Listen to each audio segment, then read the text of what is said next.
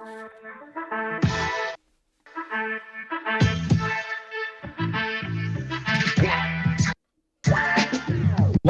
to Barely Maintaining, the ultimate podcast for die-hard Chicago Bears fans. Join your host, Ryan Burheit, and me, Michael Guyton, as we dive into all things Bears. Game analysis and player insights to the latest news and fan stories, Ryan and I cover it all.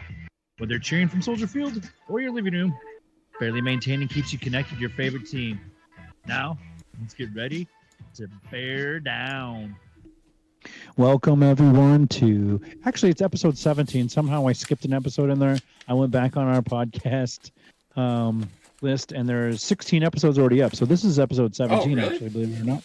Yeah. Dang, I didn't know Yeah, this is October 30th version, so happy Halloween tomorrow, everyone. Episode 17. We got a lot to talk about. My stomach is still upset about that game. Yeah. It was... we'll talk about that. I call it the Great Robbery of 2024, a heist for the ages. I've got a little bit of evidence here that I want to enter into evidence here at the trial today. So we'll talk about that. We got a game coming up against the Cardinals, which I feel is very winnable, but also very losable. Yeah, Weird. the Cardinals confused me, to be honest. Yeah, well, same with the Bears, right? I mean, I'm not confident in the Bears out of any bye week ever, but but both offenses didn't look great. They scored they got a bunch of yards, but didn't get a bunch of points. Hey, breaking news as we're recording, Bronny James hits his first mid-range jumper for his first NBA points. Wow, that's big news for the NBA. Yeah, they really want him to be great.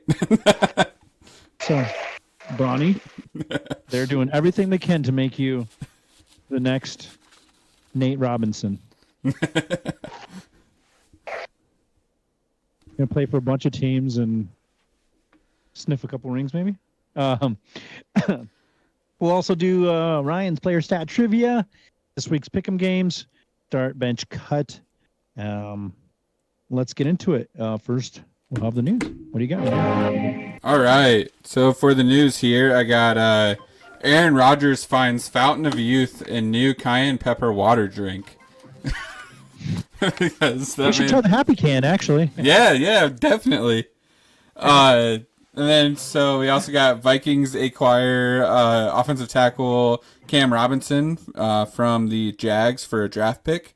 It didn't specify right away, so I didn't really click into it too much. But their offensive line has been falling apart, so I'm sure that they're just trying to get something there. Yeah. Panthers are sending wide receiver Deontay Johnson to the Ravens. Colts bench Richardson, and the plan is to start Flacco for the Vikings. It's kind of big news because I think we've been talking about it quite a bit, but I think this is kind of the way you need to go. And just get him some bench time and kind of learn a little bit more and give your team a chance. I think just to that point, I think you were right in that, he really didn't have a rookie season, so they let him go a little further than maybe anybody else would have let him go, right? Right. Probably should have been benched weeks ago. Yeah, I think so. We also got Stephon Diggs to miss the remainder of the 24 season with his torn ACL. Jordan Love is day-to-day with that groin injury he took last week, but there is still a shot to play versus the Lions. And Patriots are trading offensive linebacker Josh, I believe it's Uche, to the Chiefs for a 2026 sixth-round pick. And then for a update on the leaders, Bills are 6-2 and lead the AFC East. Chiefs are 7-0 still and are leading the AFC West. Steelers 6-2, AFC North leaders. Texans 6-2 as well, and they're leading the AFC South. And for the North, we got the Commanders at 6-2, leading the NFC East. Cardinals at 4-4, leading the NFC West. Lions 6-1, leading the North for the NFC, and Falcons at 5-3, leading the NFC South. So the Cardinals are 4-4. The whole division is 4-4. That's crazy. It's almost like the tale of two divisions, because our division is, everybody's got a winning record. We have the worst record 4-3 currently. Really, we should be 5-2. Yeah. But yeah, we'll talk about that here in a second. Before we do that, let's talk about the Happy Can.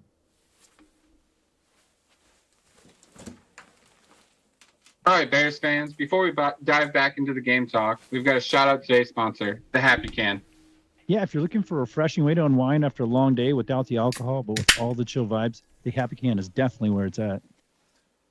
The Happy Can is a lab-tested, vegan-friendly, alcohol-free beverage that's infused with THC and CBD. Whether you're kicking back at home or catching up with friends, it's the perfect way to relax without the hangover. Exactly. It's crafted for those of us who are over 21 and want to enjoy the benefits of THC and CBD without any of the alcohol. Plus, it's delicious, responsibly sourced, and did we mention, it's vegan-friendly. Yep, no sketchy ingredients, just pure chill in a can.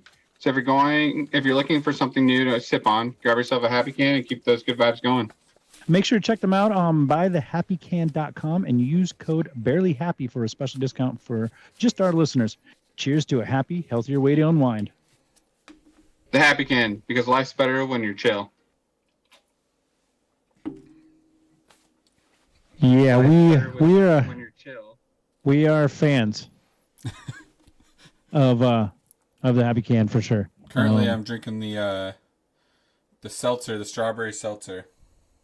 Nice. It's pretty good. I'm not the biggest fan of seltzers either, but that one's pretty good. I like that one. Yeah, I had a root beer one and then purple slurp, I think it was called. Love both of those. They're great, and they are very chill. So make sure to check those out. So this week we had a Washington game that was a heartbreaker. I mean, to be honest with you, I'm joking and saying it was a big heist. It really, if we played like we played in the fourth quarter, it wouldn't have been a game at all. Yeah, we would have blown them out. But we really didn't get offense going until that fourth quarter. Caleb really didn't look good until the fourth quarter. He was, I think, 10 for 24 or something. Run game didn't really get going, but also they were like marching but not scoring points. So it's like they got all those drives and really in one touchdown, and we were back in the game. Only a couple points down or whatever. Yeah, three field goals and a touchdown, right? Is what they had. Yeah. And the touchdown was the Hail Mary. Yeah. So, which is also part that bugs me because all week everyone's like crowning Jaden Daniels as like this rookie of the year. Yeah. He's look at what he did. He got a lucky pass. And that's why I was jokingly showing this in evidence. These are the officials that are on the field. And I'm just pointing out to the two that are at the back here because immediately, if you go on Twitter, everyone's blowing up because there's two holds right there in front of those two guys. And I have their names highlighted on the game sheet. It is Cleet Blackman and Scott Campbell. You suck at your job. I want to do an investigation and see who you're fans of as you were a kid because and everyone's like, they don't call that. They would call it if you just bodied up Terry McLaurin and threw him on the ground. Oh, yeah. It'd be pass interference, ball to one. Yeah. 4 downs. And I will say there was a couple issues I had with don't get me wrong, I texted you even, there was a whole stream of emotions that me and Max went through together because Max was copying everything I was doing.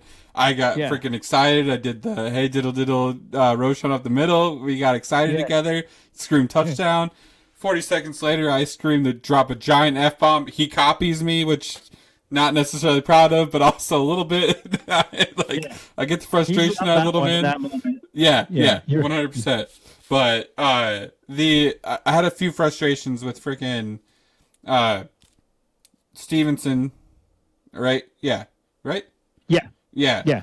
That whole situation kind of irritated me because he let the guy, if you watch it back, they were going to his side and then rolled back, and then the wide receiver kind of did that little, okay, you're not paying attention, I'm going to wrap around, and then runs over there after throwing all of that shade and stuff, and goes and tips the ball up in the air.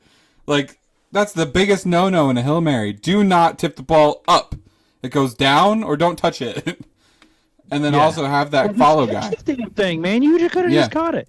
But also, to be in that position. I mean, Eberflus just being shredded, and I stick up for Eberflus a lot because I think he's a pretty decent coach, especially defensively. But how do you let them get those first couple plays. Oh, And those then- didn't matter. They mattered Yeah. to throw because he still didn't make it into the end zone with that pass.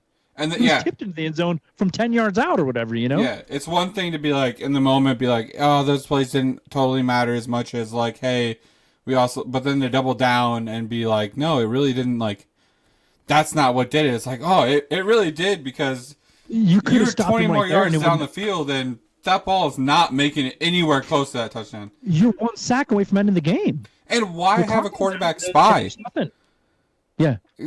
Right. Jaden's not going to freaking run for 80 yards.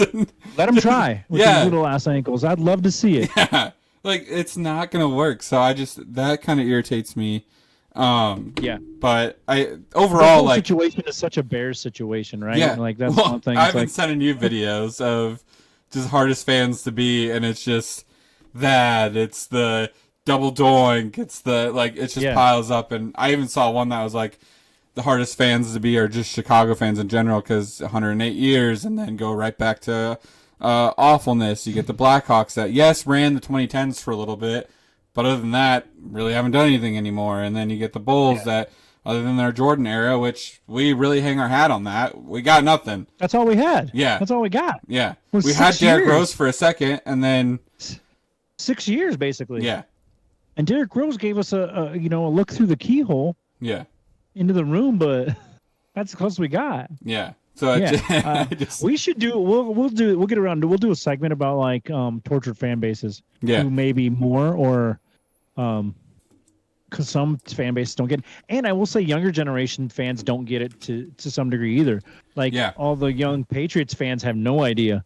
You know, they sucked for a long time before Tom Brady and Bill Belichick showed up, and then it's just that 20-year run, and kids were born and grew up in that era that didn't even know. right.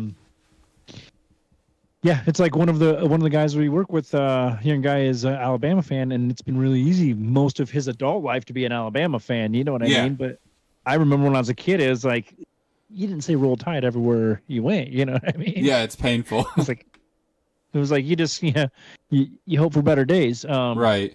But the Bears do have those kind of tumultuous losses. I will say, I think in the NFL there are some definitely more tortured ones though. Yeah. Just having lived in San Diego with this Chargers, the 4 Super Bowls of the Bills.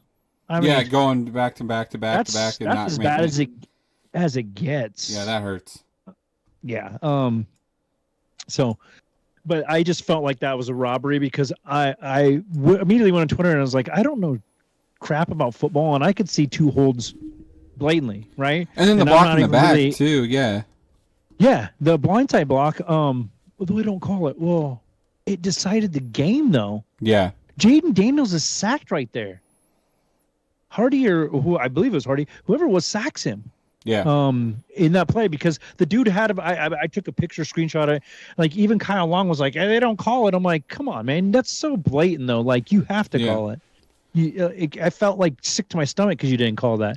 And I'm not officials, decide Yeah. games kind of guy, but that's the last play that actually did decide the game. Right. And they're like, yeah, they missed calls. Yeah, they did. I mean, they do all the time, Yeah. but not on the last play that is actually a touchdown scoring. Vi- And then, of Vikings course, the penalty fans is not differ from you, but- reviewable. You're not going back, and everyone's like, oh, they pass interference Terry McLaurin. It doesn't matter that he was being held way before that even happened. Yeah. Yeah. But yeah, It that's was my painful. so you know what, Washington, you can hang your hat on that, but you knew who we were, and you almost gave it to us. Yeah. You gave up 14 unanswered points. Yeah. And honestly, we After should have having had. all the opportunity in the world. Honestly, we should have had that other touchdown too. And like Yeah. I said, I've been rooting for Doug Kramer to get that football on the 1 yard line, Yeah. and pull it off. Do not do it at that time. That is Yeah. hey, But we're up also, by a couple like, to me- touchdowns. Let's try it. To me, I don't really have as much of a problem as a lot of people do with that play, because I think if it was a clean handoff, that's a touchdown easy. But also just give the ball to fucking Roshan. Yeah. Excuse my language. Give the ball to Roshan in the 1 yard line. He's got the best record. I mean, the guy is undefeated That's on what we goal have him line for. drives. Yeah. Yeah. I mean, what are you using him for? So rushing wise though, 18 rushes for Swift for 129 yards. Kind of went off. Yeah. He just silently has been. Johnson only had 2 rushes for 6 yards. It's like, get that guy involved and keep him involved. When he's involved, we win games. He theoretically could have had 3 rushes for 7 yards and 2 touchdowns. Yes, I agree. I believe that's the only time I get frustrated because, like I said, and you can attest to this, I have been rooting for that Doug Kramer run. That is the thing I've been looking forward to. But don't be trying to get stylish and stuff when we need that point. We need that when point. When you're not winning the game. Yeah. Like when you're down. There's one thing to be like the Lions right now. They're just having a blast because they're blowing the crap out of every team they're playing right now. And they're doing all these fun plays where Montgomery's throwing touchdowns to Laporta and throwing the touchdowns to linemen and stuff. But just do what we know how to do and give Roschon that ball. Like there's especially in the goal line because I don't know what the exact stat is, but I think he leads the NFL in like goal line situations. Yeah, he's like for somebody who has more than 4 rushes in goal line situation, he's like 5 for 5 or something. Yeah, and Doug Kramer's great at that pulling and blocking. Like he wants to kill somebody when he goes off. No problem, like you said, running that play. I have no problem with the play, but the timing of it. Yeah, it's just not great timing. Especially when it's not something you've been running through the first 7 weeks or 6 weeks, 6 games or whatever. Like, I'd like to have seen some trial and error already when the game's not on the line. You know what I mean? Right. When you're beating the Jaguars, or whoever, Our line did not look good either, and I felt bad for Caleb a little bit because he just was.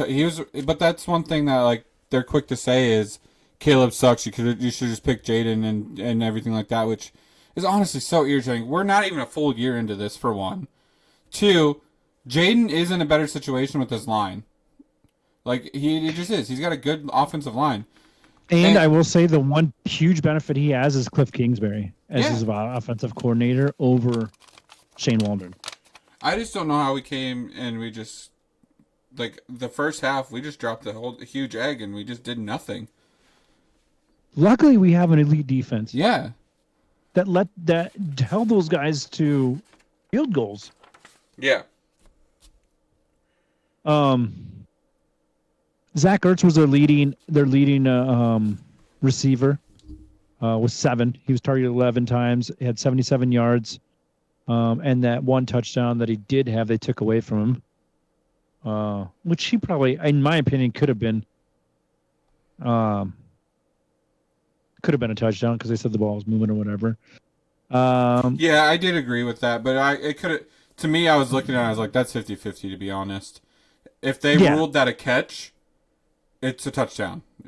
Well, also the fact that I think it was actually Tyreek Stevenson, his hand was in there, moving the ball as he's coming down. So yes, like he didn't have complete control because also Tyreek Stevens had some control.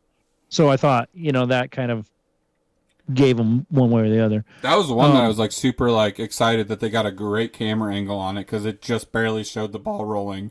Because there was one discussion that we had at work where me and you and a couple other guys were talking about the Alabama-Tennessee game, right?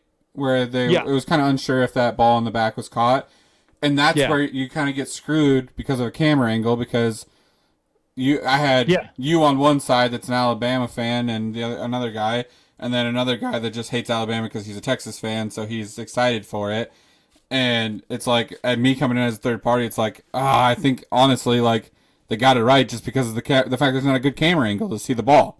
Like, you just can't see the ball well enough to see if it rolls or not. And the brown side was facing instead of laces. If the laces are showing, you can see the laces roll, but other than that, you're kind of screwed. Well, and sometimes in some of that too, like slow motion is so good. Like I try not to read too much into like what it's showing you, because on the field it looks way different in real time. You know what I mean? You can't see that ball rolling in real time. Right. So I mean, you got to kind of go with. But I also am advocate of, it's a series of plays that loses or wins the game. You know what I mean? So that might have sucked on a call or something, but go out and do something better. Like stop them on defense or whatever. You know what I mean? So, well, we didn't get that call at the end, which pissed me off, and it was game decider. We should have won that game on that fumble on the goal line, and the first half. I mean, we didn't do anything. Right. We get one drive put together in the first half, and that game we're winning. After we scored that second touchdown, the momentum was all of our way. I mean, we had all of it. Yeah, we even got a 2-point conversion out of it. Like, yeah, and then they couldn't really complete a pass, and and then you let them do the couple outs, and so I honestly think that game goes. If you play that game 10 times, it's 5-5. Just the way. Yeah, I would even give it to us 7 more times because they literally had to be getting frustrated by so much work and having 9 points. Yeah. Or 12 points or whatever it was. You know what I mean? Yeah, I can see that. Because how frustrated are you as an offense? Like, yeah, we're badass and we can't score a touchdown. Yeah. The only touchdown you got was a tipped ball to a guy that was standing there all alone. Yeah. Lucky bounce. It literally is a lucky bounce, So I want to put this game behind us and talk about before we go into the next segment, I guess. What do you think on trade deadline coming up on Tuesday? Same day as election day, get out and vote. Obviously, I'd say we both agree we need line help, right? Yeah, especially Tevin Jenkins isn't going to be there all the time. Bill Murray got hurt for a little bit. Yeah, we're getting shredded up there. I was excited to see Tevin Jenkins kind of man up a little bit and get back out there that was kind of cool to see. The old Tevin Jenkins, I feel like would have just. I'm good. Cashed it in. Yeah. Yeah, I want to see. He needs to be out there, man. Yeah. Like, and we're losing depth. You know, Pryor's out there. I think starting in place of Nate Davis. Nate Davis has been benched. I think that was a couple of the not active. Kyler Gordon, Jaquan Brisker, Khalil Herbert, Nate Davis, Robinson, and Pickens, which are both injured. Dominic Robinson and Zach Pickens, which is defensive line. Yeah. Davis is the only healthy scratch, I think. Or maybe he's not healthy. I don't know. Yeah, I would love to see some, obviously maybe a lineman. And I would, honestly, I think going after I don't think it's either. I think going after a interior defensive lineman would be nice. I hate that we're getting kind of beat up the middle. Yeah. It kind of, it's getting old. Like, that's our only weakness. Yeah. And then Tyreek Stevenson being too cocky is kind of a weakness too, but.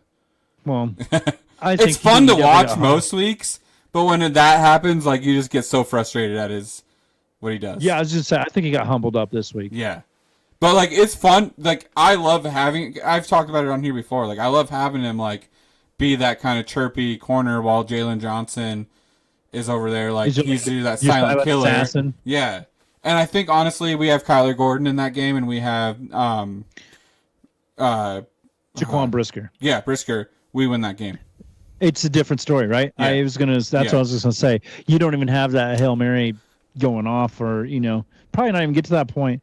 To your point, 168 net rushing yards. They had 32 rush plays and average gain per rush 5.3.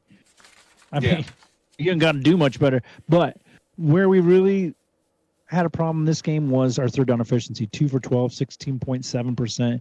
They were only 33%, but that's almost double what we had, right? Yeah.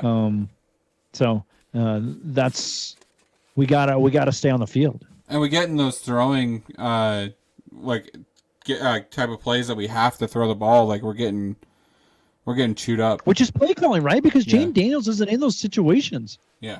And I agree completely. His line has looked better than ours. He had way more time to throw, but also it's just play calling. You don't see those stupid screen passes that lose you 4 yards. Yeah. And then you're, on 2nd and 14.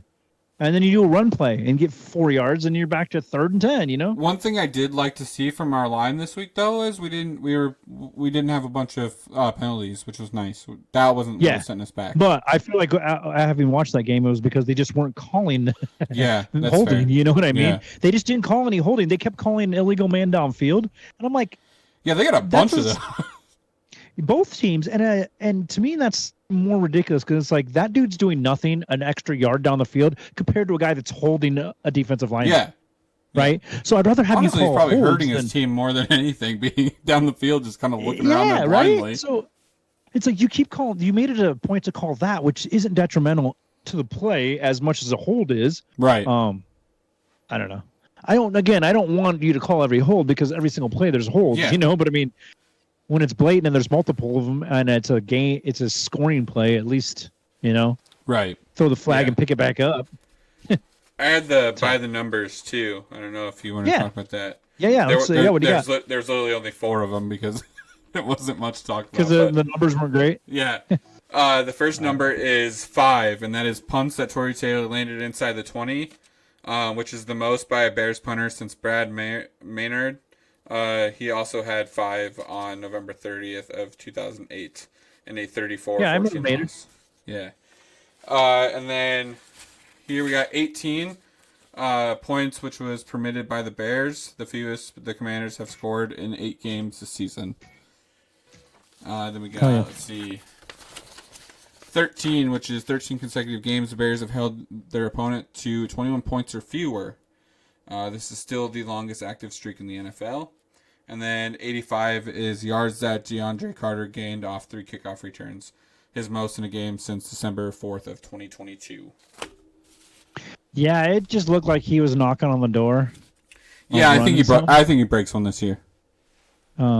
He just looked like, oh man, if we get a little more scheming up on that kickoff or, you know, whatever. I feel a million times safer with him back there than Velus Jones. I don't even question it because he doesn't run it out when he shouldn't. Right. Velus Jones always ran it no matter what. There was no downing it. And if he caught it, he was running it out. Or punted it. Or punt, yeah. Well, that's that was the nail in the coffin. Dude, said we haven't seen him. His one and only punt for the Bears and his career. They said no. Torrey Taylor's got that handled. We don't need you doing it. Yeah, especially on a kickoff to the other team. Yeah. But yeah, that's one thing. I think I'm happy if that happened this week. Is we released Velus Jones. Jury, no offense. I wanted him to work out. He just didn't, and he was too much of a liability out there. So hopefully he does good in insurance sales or whatever it is he ends up doing. That being said, let's take a quick break for our sponsor, Dead Threads.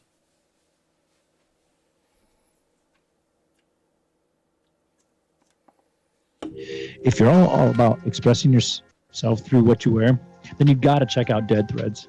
They got the most wicked collection of t-shirts that scream individuality. Want vintage vibes with your favorite team? Dead Threads has a tee for every vibe and every occasion, whether you're chilling at home, hitting the streets, or even hosting your own podcast. Get your Halloween t-shirts and support your favorite team. Use code BARELY for 10% off.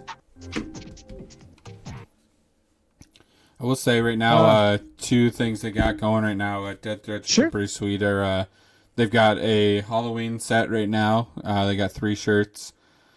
One's like the Pharaoh, one's the Mummy. I showed Michael those, and he thought they were pretty sick. Like, I think their whole style is just very old kind of band T-shirt kind of esque style, and or definitely. Bike shop kind of with shirts. almost like a vintage tattoo kind of feel to it too. Yeah. And then they also got a pink collection right now for November. Oh, that's cool for breast cancer. Yep. Yeah, and honestly, it's exactly what what it says in the copy there. It is very individual, unique. You won't go to, a game and see another person wearing the shirt. So yeah, definitely check them out. So this week we have the Cardinals coming up, which is very much kind of like us in a way where you don't know what you're going to get from week to week. I feel like we will play better next week, coming off of the way we lost this and stuff. And Caleb did not lose this game for us. You know what I mean? It was our defense, actually, at the end there on one play. So I'll be glad when we get another game in and get this game behind us, because nobody really remembers the Hail Mary stuff who was against. It was just like, yeah. I mean, I guess you kind of do. The Minneapolis Miracle was against the Saints. So yeah. But was that I guess you don't forget. That wasn't a Hail Mary, though. No, that wasn't, and that was more of Stephon Diggs, just a catch and run that was amazing. Yeah, Saints Bad players tackling. tackling themselves, and yeah, Right? Yeah, yeah. still not sure So what's going on get in that this. play. I don't think. Do you think there'll be a hangover from that? I don't think it was as devastating as people make it out to be. I think honestly, it just pisses off the team. Yeah, I think they get back to especially it. the defense, right? Because Yeah. like you let Caleb down now, who got you in the lead, got you back on the field, which is what Montez Sweat was like. Man, I want to be out there more. A couple weeks Yeah. ago, you got that, and now you let them throw that Hail Right. Mary, Yeah. But Cardinals, they obviously have Kyler Murray. There is a new Warzone that just came out this week, so you know how he plays after Warzone or Call of Duty's come out. Their top rusher is James Conner, with 557 yards. Trey McBride, their tight end, is their leading receiver, and Buda Baker is their leading tackler. They don't do too much. It doesn't look like against the pass in their defense. They do have some interceptions, but the only one is per player kind of thing. You know what I mean? So, let's see. Interceptions total 5 for the year per team. Yeah. We get that per game. No, we don't. But I feel like not too worried about that. Yeah. Caleb hasn't really been throwing the interceptions. I think he does a couple rookie mistakes here and there, but it's looked good up to this point. I feel like. Yeah. I would say he's definitely doing a lot better than the beginning of the year. I know this loss hurts a lot, but I feel like it still wasn't necessarily a huge step backwards for him. And they just came off of a win by 1 point, I think, right? Or who they played? They played somebody that was like they ended up winning by 1 point. Yeah. I don't remember who they played now. Let's see if it's on here. Hold up.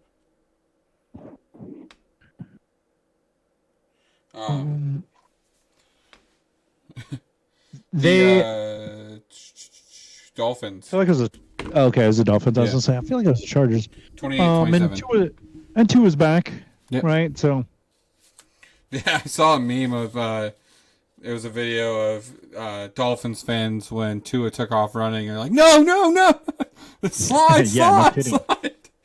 yeah, exactly. What are your expectations of the game? Are you any lingering concerns from last week? And I they would have say kind of almost signature wins because Arizona went into San Francisco and beat the 49ers, but the 49ers just don't look like the 49ers. no, they're a little confusing too. I mean, that whole division. I misspoke. It's all 4-4 except for the Rams, who are 3-4. Right. But that whole division, and then the Rams are coming back, which is They just beat the Vikings, right? Yeah. But I guess my only concern for this game would be that we go. It seems like we took a step backwards in play calling again. And, I just don't understand that. Because we should. We had that great run for a couple weeks. And then where we were doing what we need to be doing, giving Roschon the ball out the middle, spreading Swift out, getting the ball to Komet, getting the ball to Allen, we were spreading the ball around so much. And it seemed like we were kind of just locked into doing what we were doing in the beginning of the year, in the first half. Yeah, and I'm not going to complain because Swift had 18 attempts, but when Roschon only has 2, yeah, take 5 of those away. You know what I mean, or right. whatever. If you need to, if it's the amount, because we had 34 carries, right? So that's plenty, but you need to spread it around more. Yeah. I realize Swift was having a great game, but that short yard situation, Roschon's our guy. Yeah. And I mean, can somebody do a welfare check on Cleo? I realize he wasn't active. What happened with him? Yeah, I don't know what's going on with him. Did he put on weight? Did he lose a step? Did he get injured? What is going on? Because he would have been the guy in those situations before, right? Yeah. It's almost like Roschon just took the job, and then for some reason, they just haven't looked at Khalil again. It's just odd. And plus, I feel like, they kept doing those in the first half. where they would come out and they'd run, right, with Swift, and it was like 2 or 3 yards. Mm-hmm. The first play every time, and that's fine, but like try it with a different running back for a different kind of speed. Yeah. You and know? Roshan's good. I mean, he's going to beat up the defensive line that's going to slow and down their he rush. is plus yardage, banging into you as hard as he can every Yeah. time. You know what I mean? So, yeah, that's my 2 cents.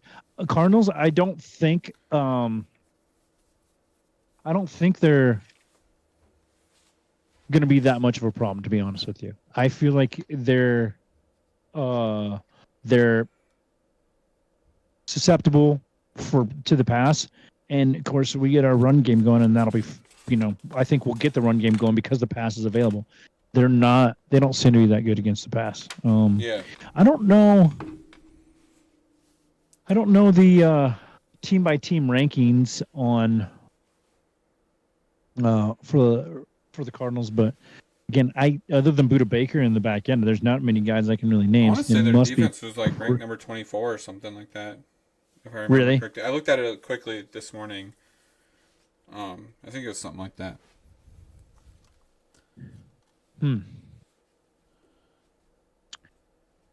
If you do get a chance, any of the listeners out there, you get on NFL Next Gen Stats. There is a charts section on it where you can see everything, like running backs charts, the wide receivers, routes, quarterbacks throwing, and that's one thing I did check out this week is like the difference in only 10 completions last week for Caleb, so not a lot of great visual there, but it kind of seen where it was working and what wasn't. You know what I mean? Right. He was a little bit off for sure, and I think that's on Eberflus and his staff because years prior we have not been good out of the bye week. Yeah. And even with Nagy prior to him and a couple of the coaches before, we're just never good out of a bye week, that's a preparation problem to me, is it not? Yeah, I mean, it's just frustrating. Shouldn't you come out gunning and fresh? Yeah, I would think a bunch of new innovations of plays you've installed. I don't know. That's what I felt like it should have been, and just was like, wow, we went back to 4 weeks ago.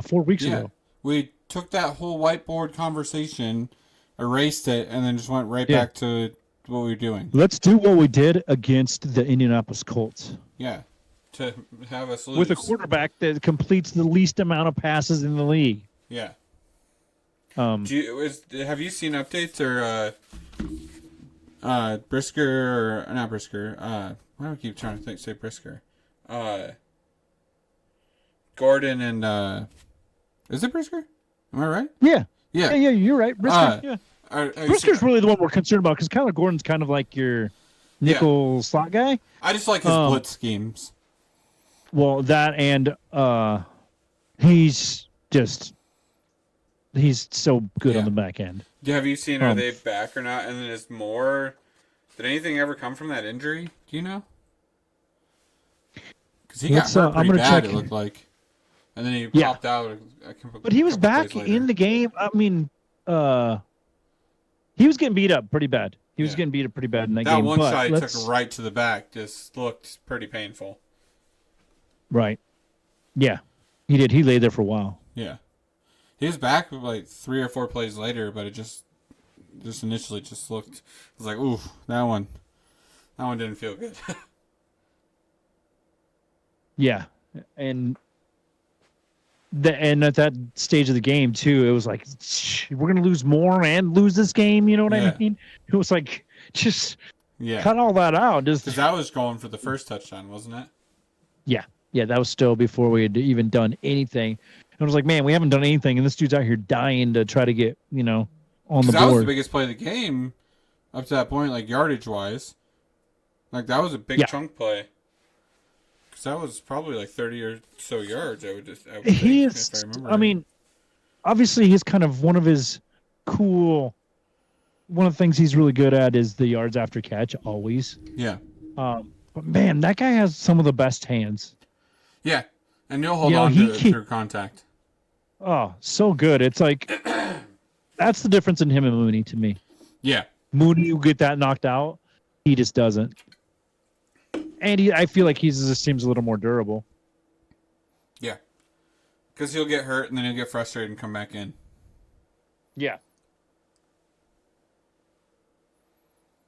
Let's check on the injury report real quick before we go on to your player stat trivia. We got one that just came out 5 hours ago. This is on Sports Illustrated.com.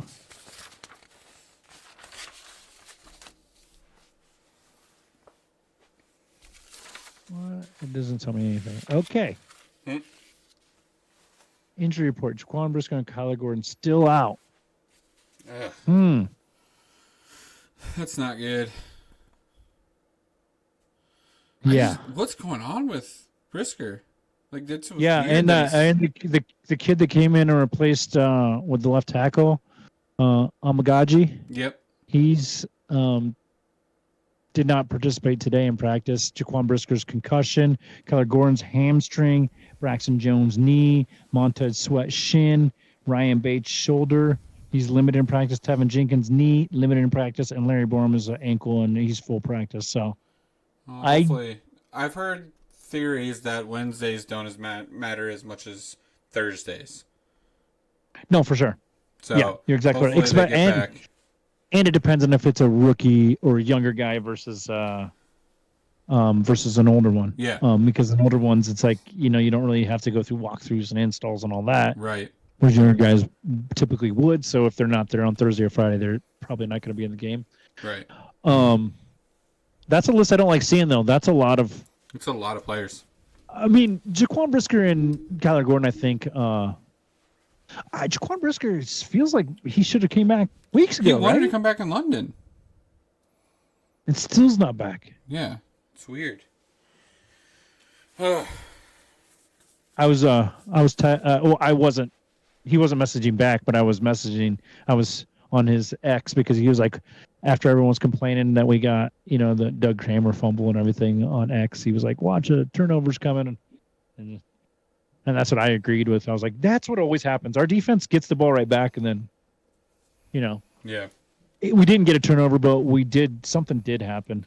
We got the ball back. Just a turnover, wasn't it? Yeah. 3 and out, I think it was what it was. Yeah, turnover on downs. Bears take on Cardinals this Sunday at State Farm Stadium in Glendale, Arizona. The game takes place at 3:05. Don't forget to set your clocks back. Oh yeah, that is this weekend. I would have forgotten. Luckily, your phone's just phones automatically do it, so we don't even know. You just got to sleep an extra hour, and you're like, wow. Yeah. It's 8 o'clock, and I feel really rested. Yeah. Yeah. Except for the fact that I have a child, so 2 children. Yeah, time has no relevance. I mean, you might just be up at 4 in the morning and watch the clocks, or 3 in the morning, or whenever they go back. What do you think score is going to be for this game? This game coming up, I think 28-17 Bears. We do not allow over 21 points for sure. No. Right? I almost want to say, trying to do math in my head really quick. I almost want to say 13-21. 13-21, yeah. 2 field goals and a touchdown. It's so hard to predict after what happened last week. I would have said it would have been a higher scoring, but our defense doesn't get many points, and if our offense plays us last week, we're not going to nothing. Yeah. Luckily, we can rely on that defense. But that last quarter, I mean, they got it back in the groove in that last quarter. You know what I mean? Great. So just continue that, whatever that was, Yeah. We don't need to always be playing from behind to have good offense. Be cute, dude. Yeah. We also have the longest streak in the NFL for first drive touchdowns, not allowing them. Yeah. And they were talking about that too, because they're Commanders have scored a touchdown in every first drive so far, except for when it came to us. Yep. Yeah. So let's do Ryan's player stat trivia. All right. So we'll go through last week's really quick. Yeah. See if Michael knew him, and then kind of confirm if you guys knew him. Right. So for the first one, we had played for the University of Michigan. Was 368, a 582 overall, and 31 touchdowns with 5,214 passing yards and 19 interceptions. He was 26th overall in the 87 draft. 6 NFL teams, second in Bears record book for completions, and has been a head coach for 5 teams that are both the NFL and college teams. This one, I reminded Michael. It was fun to look up because I always forget that he was a Bear, and that is Jim Harbaugh. Yep, I did get that one. Because of the quarterback stuff. I was actually a little kid when he was a quarterback, so Yeah. I remember him actually playing, and just getting crapped on by Bears fans. Yeah. Because back then you didn't blame the coach as much as you blame the quarterback, no matter what the play calling was. It seems like anyway. I do like the Harbaugh's coaching style, and it would be a cool full circle to have Harbaugh, but I felt like he was running when he left Michigan anyway. Yeah.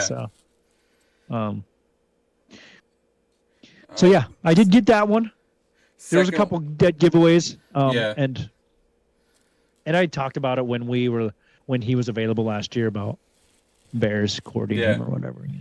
And then second one here was played for the University of California, had a 157 combined tackles, 2 interceptions, 4 fumbles, 11 pass deflections, was 93rd overall in the 2011 NFL draft. I mistyped here, so and then was on 2 NFL teams, and then his grandfather starred in 60 films, including The Godfather. That is Chris Conti. I did not get that one, but that name just makes me smile. I feel like he was I think I said this as a kind of extra hint, was a love or hate kind of player. I feel like it was you were either a fan of him or you hated him, and you didn't really have a reason why other than it was him. He was kind of one of those. He had a couple games where he was like a cult hero.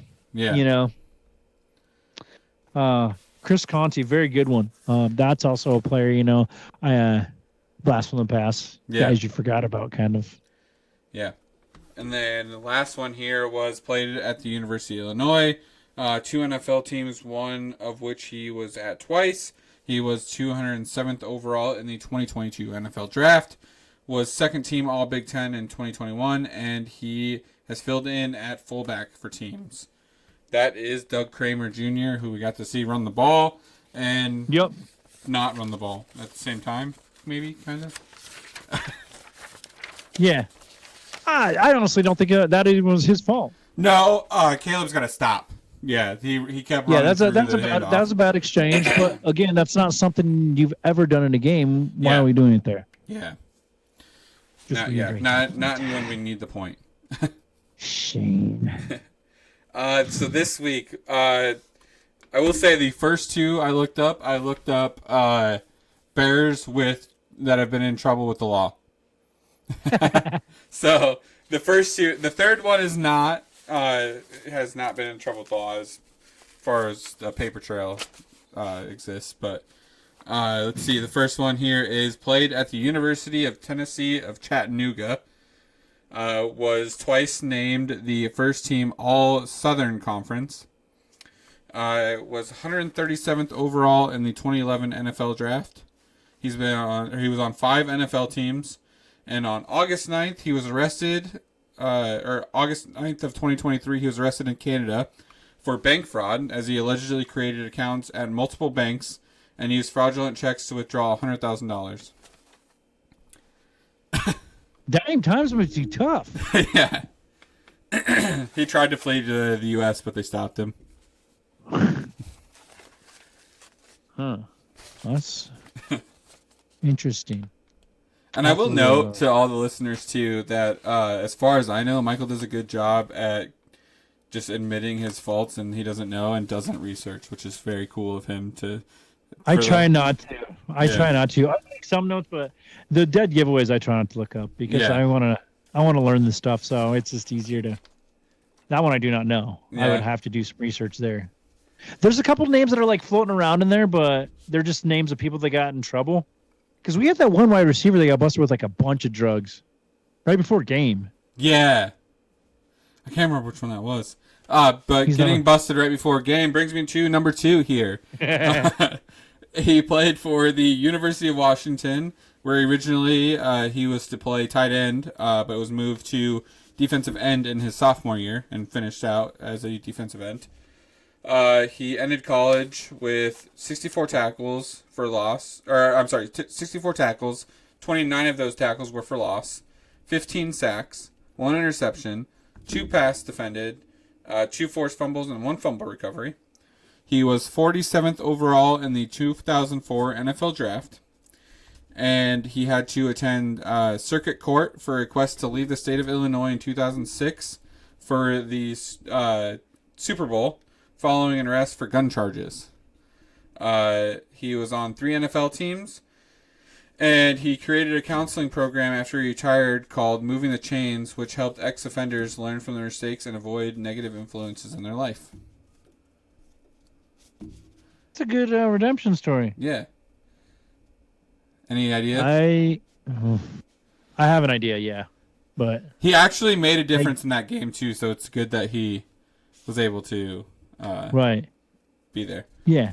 Then I'm pretty sure I know that one. And then we've got the third one here is played for the... Is it University of Duke or is it Duke University? Or is it just Duke? I mean, I would just, University of Duke, I would say. That's how I would say it. All right, well, he played at Duke. It's just Duke. He had 96 tackles, 2 tackles for loss, 20 pass deflections, or defends, or whatever it is, the stat, 1 forced fumble, and also had 25 returns for 231 yards. He was an undrafted free agent of the 2022 NFL Draft, and he has been on 2 NFL teams. Nothing fun about him. At least not on paper. Not yet. Yeah. Hopefully he stays clean and there's not any crazy things about him. But those are my Who's That Bears players.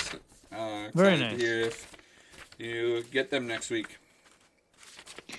Yeah. Again, I usually I think one or two I usually get. Yeah. For sure. There's usually one wild card that's just kind of there. And honestly, you could probably go back through some of them again, and I wouldn't get them again because I've already forgotten some of the crazy stuff. Except for like the writing children's books and stuff. Like I've, for Briggs, yeah. Yeah. Guess what? The funny thing is, this week I was watching a podcast, and they were talking about Matt Forte, who also writes children's books. Has he really? I didn't know that. They're really good, man. They call the kids kings and queens, and it's like, okay. It's got to do with like gospel, right? Though, because he's super into church. I don't know. They were it was some running back talking to Marshawn Lynch because they were all in the same Pro Bowl together for the NFC, and they're like, basically, he said that it was the running back Shady from Philadelphia. Oh yeah, Matt Forte.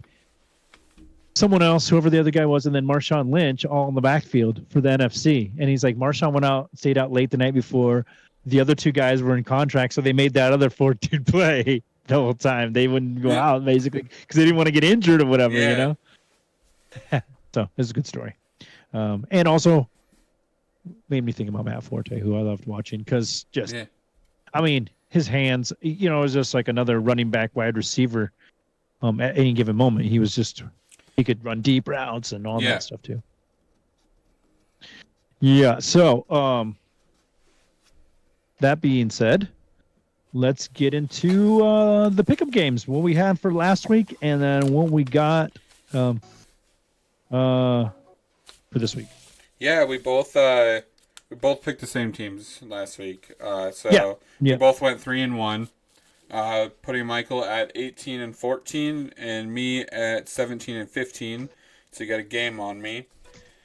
We had the Vikings, Chargers, Bills, and Steelers, and obviously the Vikings lost out of that. This week, we got the Dolphins at the... Oh, shoot. For some reason I wrote Bears, and that's not it. Let me see here. I got it pulled up. Bills. Bills, yeah. Yep. Whew. I have to go Bills here, right? Bills? Buffalo at home, Miami, just gonna bat together. And they just I don't know, I feel like Buffalo is their Green Bay, you know? Yeah. Currently anyway. Yeah. This one I'm back and forth on, honestly. I feel like if it was in Miami, I'd go with Miami. Yeah. Yeah. I probably have to go Bills too here, just because it's at, and I still don't trust that. You don't hit Tua once and he implodes, like literally. Tua's brain is not. Yeah, just is mush in there. It's not hardening as we speak. Yeah. Yeah, I'm gonna go Bills there as well. Next game is Broncos at Ravens.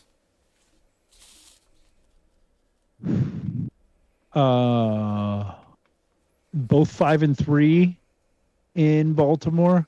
Geez, I would like to say, yeah, I'm gonna go Baltimore. I told myself when I was picking crappy, I was gonna go with first instinct no matter what.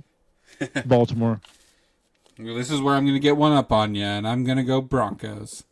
Bo Nix has been on fire, man. No, you're exactly right, and that's why I was like hesitant. They're both 5-3. Sean Payton's got his legs underneath him. Yeah. Got his quarterback. The defense is playing good. Yeah. But my natural instinct is to go with Baltimore because they're like, everyone says they're a contender. Yeah. Even when they were losing. They should be pissed games. coming back, losing to the Browns like that. And I think I think this, I don't think I picked a bad game to pick here because I think it was almost the same situation to what we were in, except we didn't give up 300 plus yards to Jameis Winston. And Hamilton could have just sealed that game, but yeah, right. But I don't blame him because I heard a take that was really cool because I was like, people are getting so mad at Hamilton. And it's like, as a defender, your mindset is to take the ball away, not the ball's going to be thrown right in my hands, and I should expect that. Because that literally went nowhere other than him, and it hit him right in the hands, and he was more of like shocked that it hit him in the hands because he bobbled it 5 times. Yeah. Well, plus I've always said too, that's why they play defense, man. Yeah. If he was good at catching, he would be on offense, wouldn't he? Yeah, I would think so. I mean, that's where you'd want him if he caught everything. I'm okay with that, man. Your job isn't to catch the ball; it's to not make sure somebody else doesn't catch the ball. Yeah, yeah. And he did that. Game 3, I got. But then here. you just. Oh, go ahead. But then you just let that rookie Cedric Tillman or whatever just. Yeah. Run around on you. Speaking of that game, I don't remember who it was, but they freaking leveled Derrick Henry and then did the small thing where they put they do the hand down and push down and stuff. It's like, dang, he just called Derrick Henry small. To that man, that man's gonna come find you and run you over. That man mad at you. That was funny. It's like the one guy trying to fight Trent Williams. Yeah. I was like, "What? You're a cornerback, bud. Like, what are you doing, man?" I just thought that was the funniest thing in the world. Game 3, Rams at Seahawks. I'm gonna go Rams here. Same. I think they stay hot. Stafford's got his weapons back and loves it. Doesn't want them traded. I mean, they were in games without their weapons. Yeah. So, and I scream it all the time. Coaching matters, and I think Sean McVay's right there with some of the top ones right now. So he's good. He's going to keep you in those games. So. And then last game, Seahawks are not bad though. Seahawks have been playing pretty good. They just have had a couple rough weeks. They just don't seem to. They can't put it together these last few weeks for sure. Yeah. So I think it'll be a competitive game. Yeah. Let's see. Game 4 is Lions at Packers, a little NFC matchup here, NFC North matchup. I've got the Lions. They're hard to beat. I think they're probably one of the best teams in the NFL. Go with the Lions. Yeah. Man, it'd be awesome if they ended in a tie, and they threw 5 interceptions each. I'd rather the Lions win out of it though. I do not want to see the Packers. Yeah. There's been too much. Yeah. Too much over the last decade or so. Yeah. But I also look, though, it's like you guys brag like you're so good. You've won one. At the end of the year, we're in the same spot. I get we don't make it to the playoffs. You've gotten no Super Bowls out of it. All you've gotten is the bottom of the draft. Yeah, just the one that Rodgers got. But they do draft ago. good. Yeah. I'm gonna go with the Lions. Okay. As well. Can't stand the Packers. Won't pick them even if I thought they would win. I think the Lions just have like it.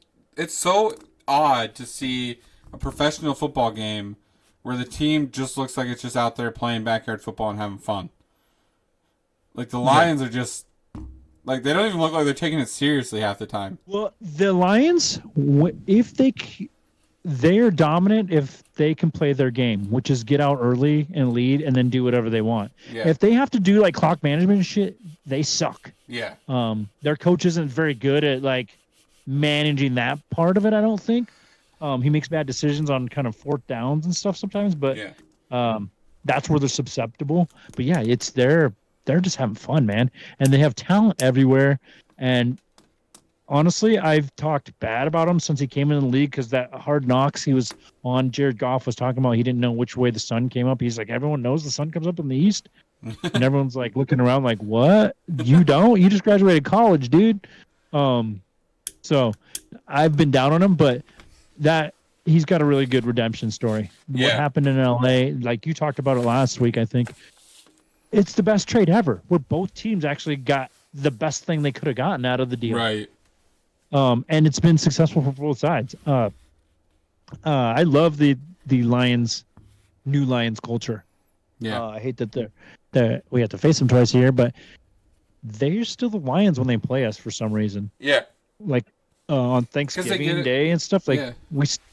we almost beat them twice last year. Yeah. We did beat them once, didn't we? I don't. One of them they came back. They got like 12 points in the last 3 minutes. That was one of them. Which is more heartbreaking to me than the Hail Mary thing. Yeah. Because that's just sheer luck. You know what I mean? That one, you let the guys back in it. You just let them march down the field and score points. Yeah, I mean, honestly, like this week, the majority of that game we lost anyways because of ourselves. Like, we just play calling, execution. And like everybody said, we really had no business leading that game with 20 seconds left, to be honest with you. Yeah. We didn't do anything to deserve to be in that position until that last drive, really. Right. Last couple drives. Man, if Caleb can come out looking like that, we'll be okay. Yeah. Let's do a quick Fanatics sponsor break, and then we'll come back. I'll do start, bench, and cut. Hey guys, just want to take a break from the podcast to tell you about Fanatics. At Fanatics, you can find everything you need to support your team, from jerseys and hats to hoodies and accessories. They've got it all. It's officially licensed, so you know you're getting the real deal. And here's the best part. We've teamed up with Fanatics to bring you an exclusive offer. When you use the code 24SHIP at checkout, you'll get free shipping on orders over $24. Plus, by using our special link in the show notes on our website, you'll be able to directly support our podcast. So head over to fanatics.com, load up the best Bears gear, and use code 24SHIP for free shipping on orders over $24. It's a win-win. Get to show off your Bears pride and help keep Barely Maintaining going strong. Thank you for your support, and as always, bear down. Now let's get back to All right. This is going into what week we in now? 9, 8? 9. Week we 9. got it. Week 9 already. Bulls just beat the Magic. Who did? Bulls just beat the Magic. They need to win. 99. Yeah. Nice. I feel confident in this new Bulls squad. They're fun to watch. Kind of young. Yeah. Yeah. They got some talent around there, so but... yeah. They were up 2-0 and then freaking gave that game away the other night that I was watching, and then they did win, I think, yesterday though, so that was nice. Yeah, and what's are they kind of new, fresh? Where are they at? And They in their are kind of rebuild or kind of like 2 years into a rebuild. okay. This is like their second Okay. year into the major All part right. of the rebuild. So we'll see. But Connor Bedard averaged 0.98 points per game last year. Yeah. So every game it was almost guaranteed that he at least have 1 point, and that's like the first time for a while. That's pretty happened. good, right? As far as hockey goes. Yeah. I mean, what's the average? 2 or 3 points a game per team, or yeah, it's got to be right around there. Yeah. So this week, start bench cut is I kind of I try to do the younger guys on the team, not specific to position. So start bench cut. Roma Dunze, Jack Sanborn, and Kyler Gordon. Couple 2-3 year guys, and obviously a rookie there. And this is with the lineup we have right now? Yeah. Okay.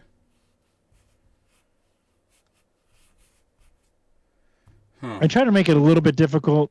Yeah. Because, again, somebody you have to cut, and it's like you don't really want to get rid of a young guy ever. Right. And Jack, or Sanborn is like that little piece that, like, nobody ever talks about, but actually really, it's very consistent. Yeah. It's like I like Kyler Gordon, but he'd be the one I'd personally cut out of those three because we don't know Rome's ceiling, and Jack Sanborn, you need him. I think he is one of those like kind of unsung heroes of our defense. Yeah, so I'm gonna go. That would be how I would do it. I'm starting Jack, I'm benching Rome, and I'm cutting Kyler Gordon personally. Yeah.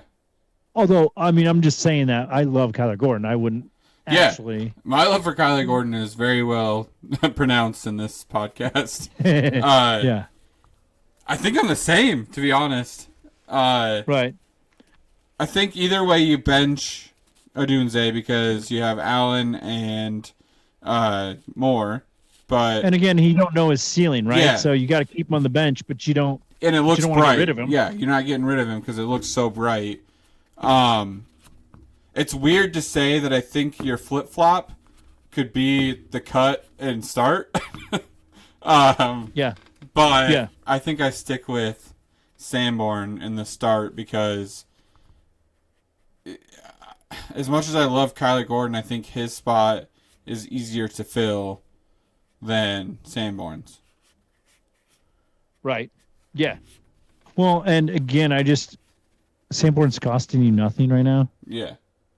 I mean, not that Kyler Gordon's a huge contract either, but for that position that he plays, man, he's such I just think he's a key piece that just never gets talked about because I see him out there quite a bit. Yeah. And, I mean, in all honesty, like, Kyler Gordon has had some injury issues. True. Are they unlucky? Right? Yes. And are they, like, fluke accidents? Of course. But he still has had quite a bit of injuries that have kind of limited him to see him. Right. Let's see. So, I think I agree.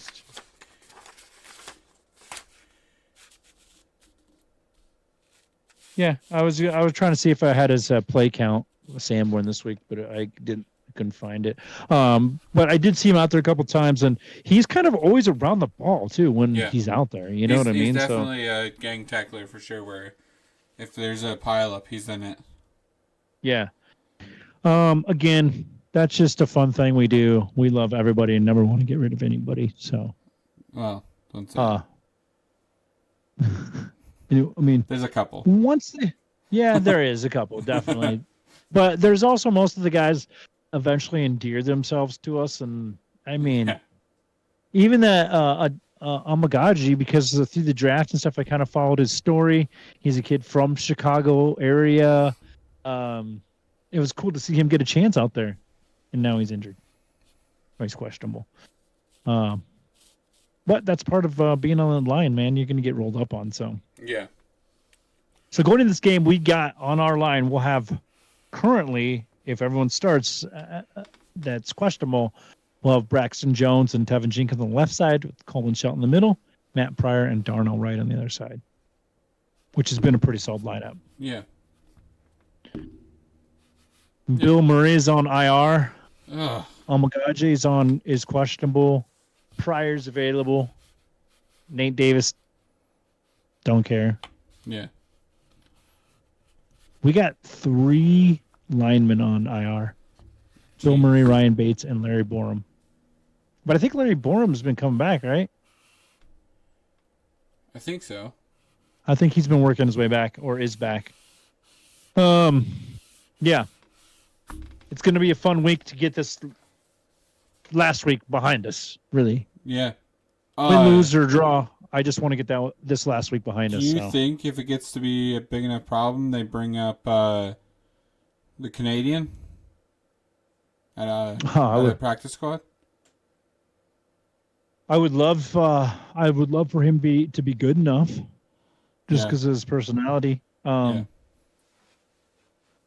Yeah, I don't know. I guess because he plays that guard spot that keeps getting injured, right?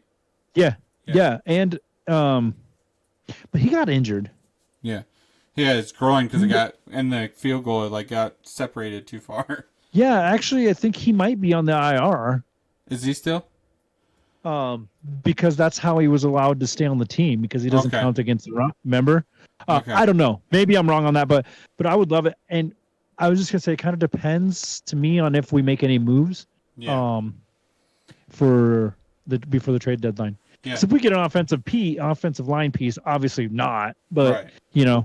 If there's nothing available out there, or doesn't want to give up the pieces to get it, then I think for sure we're in-house shopping. Yeah. Because we have Kramer, and I don't really see Kramer on the line very much. Do you? No.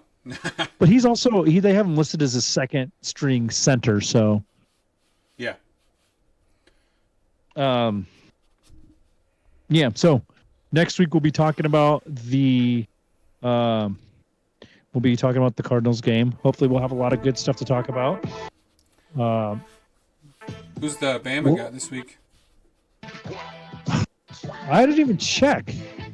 Iowa's got Wisconsin, I believe, and we got some sick blackout jerseys. Oh, do you? Yeah. That's cool. Always special thanks to Julie Burheit and Lindsay O'Brien for giving us the time to do this. Ryan has 2 kids. I have one, and it takes a lot of time away from them to do this. So appreciate them filling in. We have a big game this week, actually. It is LSU at LSU Saturday evening in or don't they call it Death Valley or something? Yeah, something like that. I think it's Death Valley, yeah. Happy Valley. That's what it is. They're ranked 16, we're ranked 14. So we're hanging on for dear life to get back into that top 12. I think if we get this win and we have a couple of losses in that top 10, Alabama might sneak back in there. Yeah. But that's what's cool about the whole playoff thing, right? It's kind of more opportunity for more teams. So make sure you check us out on all social medias. You can see some videos of the podcast up there on TikTok, Facebook, Instagram. Not on Truth Social, though. Little mess around on there. Thanks for tuning in. Episode 17, Barely Maintaining. We'll see you next week.